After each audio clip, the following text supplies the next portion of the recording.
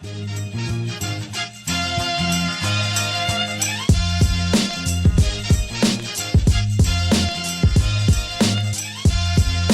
guys, welcome back to another installment of OrmsTV. Today, as our first video for 2017, we have something quite special for you.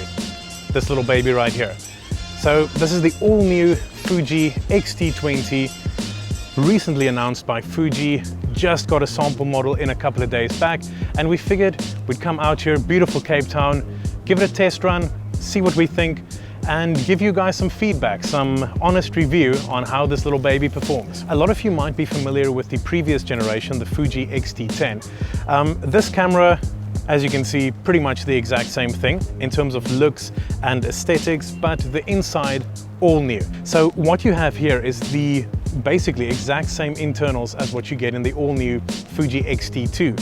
So you've got the brand new 24 megapixel sensor, which is absolutely amazing.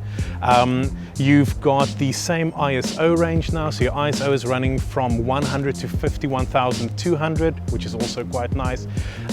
You've got 8 frames a second in terms of your burst mode, which is a little bit down from what you get on the X-T2, but by no means a slow camera. You are running a 325 autofocus point setup, which is absolutely amazing. Really allows you to pick out exactly where you want your focus to hit.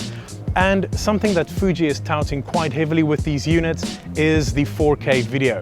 Now in this little unit, you're running at about a 10-minute maximum recording length for your 4K video, which is enough for most applications. So that tells you the basic specs of the little Fuji X-T20.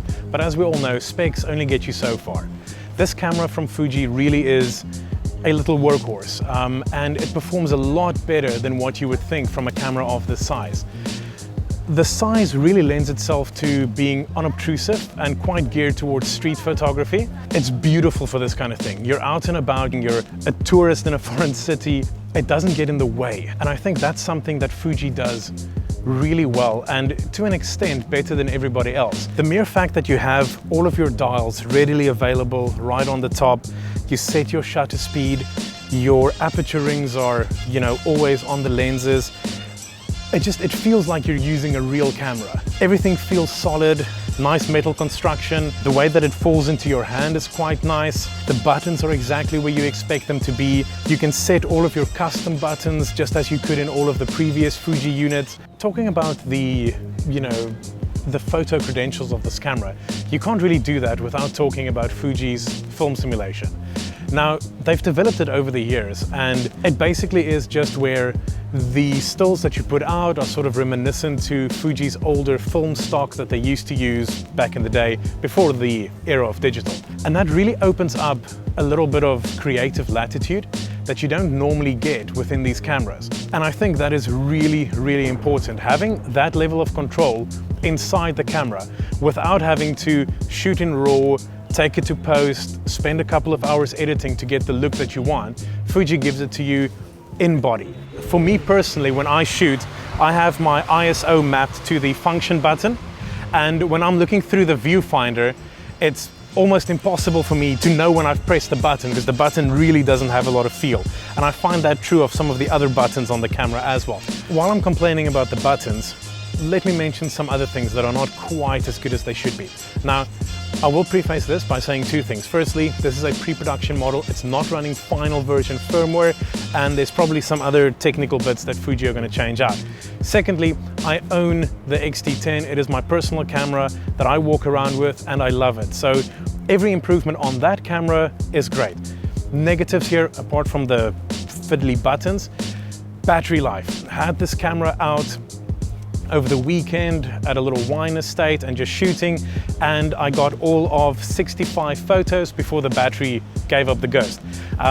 Shot about 4 minutes of video in between that in total, and no more battery left. That realistically not good enough. Secondly, the touch screen that they've put in here, too finicky, doesn't work perfectly. When you're shooting stills and you're composing on the rear screen and you touch to focus, touch to shoot, that works fine. It's usable, probably not something that the average pro photographer would ever use. When you're shooting video though, you can touch to focus and it'll, adjust the focus accordingly, but it's not great. It hunts quite a lot, it jumps around a bit. So one of the big things that Fuji is now including into its cameras is the ability to shoot proper video. The X-T2 was the first unit that allowed you to shoot 4K video, and now on the X-T20, because it has basically the same internals, you can shoot 4K video on this as well.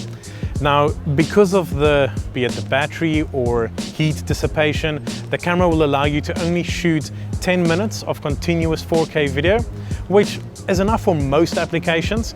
Nothing really to worry about there. If you're going to cut away and that kind of thing, it's perfectly doable on 10 minutes. You can also output 4K video via the HDMI into an external recorder, get you more, an uncompressed feed in that. All in all, not the best video out there, but is it usable? Yes. Is it a step in the right direction? Absolutely.